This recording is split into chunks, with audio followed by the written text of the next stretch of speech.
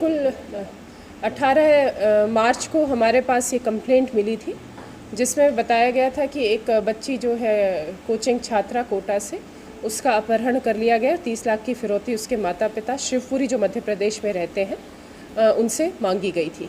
इस पूरे प्रकरण को हमने पूरी गंभीरता से लिया था और जो शुरू में अब तक पहले आपको बताया भी था कि जो हमारे पास सूचना थी, क्योंकि उनमें से जो एक व्यक्ति था, एक छात्र था, वो हमने दस्तयाब किया था। उससे जो कहानी पता चली थी वो यही थी कि इस तरह की कोई घटना नहीं हुई थी, बल्कि जो ये बच्ची है ये कुछ अच्छा पढ़ाई में कर नहीं पा रही थी और ये फ़ौरन जाना चाह रही थी। इस वजह से इसने अपने माता पिता से फिरौती मांगने की खुद ही पूरी जो ये प्लानिंग की थी। किंतु अभी तक बच्ची हम दस्तयाब नहीं कर पाए थे, तो इस बात की पुष्टि नहीं हुई थी। इंदौर पुलिस और कोटा पुलिस लगातार आपस में सामंजस्य करके जो बच्ची है काव्या धाकड़ और उसके साथ जो उसका दोस्त हर्षित यादव है, उन दोनों को दस्तयाब करने की पूरे प्रयास कर रहे थे और उसमें हमें सफलता मिली। कल इंदौर पुलिस के द्वारा दोनों बच्चों को इंदौर में ही दस्तयाब किया गया। तुरंत टीम रवाना कर आज उनको कोटा लाया गया है और उनसे पूरी डिटेल में पूछताछ की जा रही है। मैम, ये साजिश का इनको प्लानिंग का मतलब किस तरह से, इन्होंने किस चीज़ में देखा था, किस तरह की आइडिया मिला है इनको पूरी? अभी जो प्रारंभिक पूछताछ है उसमें ये सामने आया है कि जैसे जो काव्या है वो अपने माँ के साथ 2 अगस्त को कोटा आई थी कोचिंग में एडमिशन लेने, किंतु उसकी माता के वापस घर जाने के पश्चात उसका मन यहाँ नहीं लगा। वो इससे पहले इंदौर में ही कोचिंग लेती थी, तो यहाँ से 2-3 दिन के पश्चात ही बिना किसी कोचिंग में एडमिशन लिए ये इंदौर चली गई थी और वहाँ पर रहकर ये पढ़ाई कर रही थी। किंतु अब जैसे एग्ज़ाम का टाइम आ गया है और इसको लगा कि ये पढ़ाई इसने करी नहीं है, कुछ सफलता शायद कुछ मिलेगी नहीं, तो अपने माता पिता को ये क्या जवाब देगी। तो उसी क्रम में इसने सोचा कि ये बाहर जाकर इसे सर्च किया ऑनलाइन। इससे लगा कि रशिया में MBBS हो जाती है और रशिया में MBBS के लिए इतना जो है पैसा लगता है, तो बाहर जाके ये MBBS कर लेगी और उसके बाद ये अपने पेरेंट्स को बता देगी। लेकिन पैसों का इंतज़ाम कैसे हो, उसको ये एक YouTube ये देखती थी, तो YouTube में एक वीडियो के माध्यम से इसको ये आइडिया मिला कि इस तरह फिरौती का एक अपहरण का और फिरौती का एक प्लान करके और अपने खुद के माता पिता से 30 लाख रुपए लेकर फॉरेन में जाके रशिया में एडमिशन लेकर MBBS में और फिर अपने माता पिता को ये सूचित करेगी। जी, इनके खिलाफ कोई FIR दर्ज होगी? एक कदम FIR ऑलरेडी दर्ज की जा चुकी है माता पिता की कंप्लेंट पर। अब इसमें विधिक राय लेकर और आगे पूरा डिटेल पूछताछ करके जो भी कानूनन कार्रवाई होगी वो की जाएगी। यहाँ से पैसे कहाँ गए मैडम, कहाँ तक इन्वेस्ट किया था उन्होंने?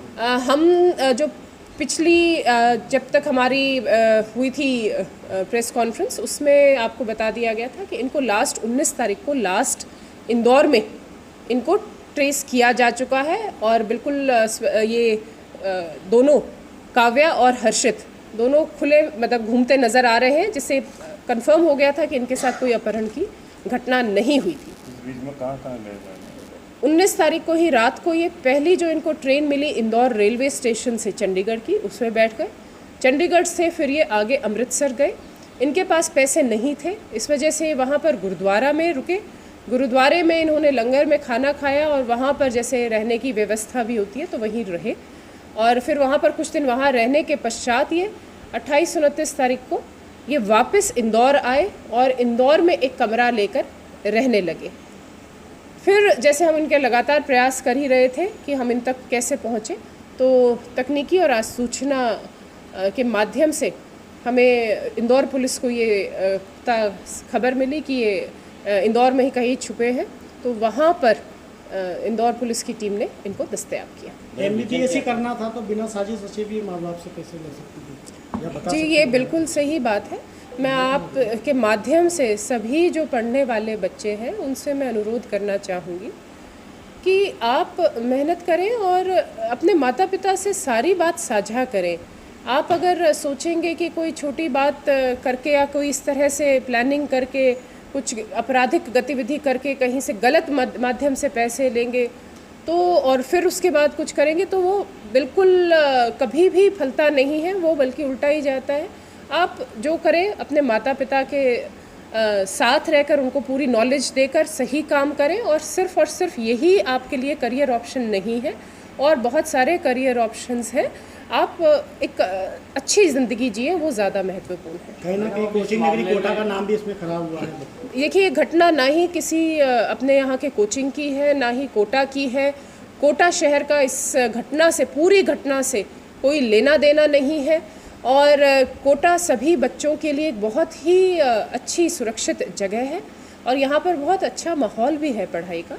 तो कोई भी यहाँ पर किसी भी तरह की ऐसी घटना, ऐसी अप्रिय घटना नहीं हो, इसके लिए हम सभी प्रतिबद्ध हैं। मैडम, इस मामले में अब क्या मध्य प्रदेश पुलिस कुछ करेगी या कोटा पुलिस इसको देखेगी पूरे मामले? उस पर पूरी एक विधिक राय लेकर, और जो सही होगा वो किया जाएगा। मैडम, इसमें सिर्फ एक ही रीज़न था कि वो कैरियर बनाना चाहती है, जिसका रास्ता उसमें गलत चला, या कोई और भी रीज़न इसमें आ रहा है? नहीं, वो मतलब वही है कि चूँकि उसने और उसके माता पिता ने यही सपने देखे थे कि वो MBBS करे, तो शायद उसी में कि उसको MBBS ही करनी है, यही उसके दिमाग में एक धारणा बन गई थी, और उसी धारणा के चलते उसने ये सारी प्लानिंग रची। ये क्या रीज़न है? उसके साथ कोई प्रेम प्रसंग का या इस तरह का? देखिए, वो उनका पर्सनल मैटर है, उस पर मैं कमेंट नहीं करना चाहूँगी। हम छात्रा ने क्या कुछ बताया आपको, बातचीत की आपने? यही सारी बातें।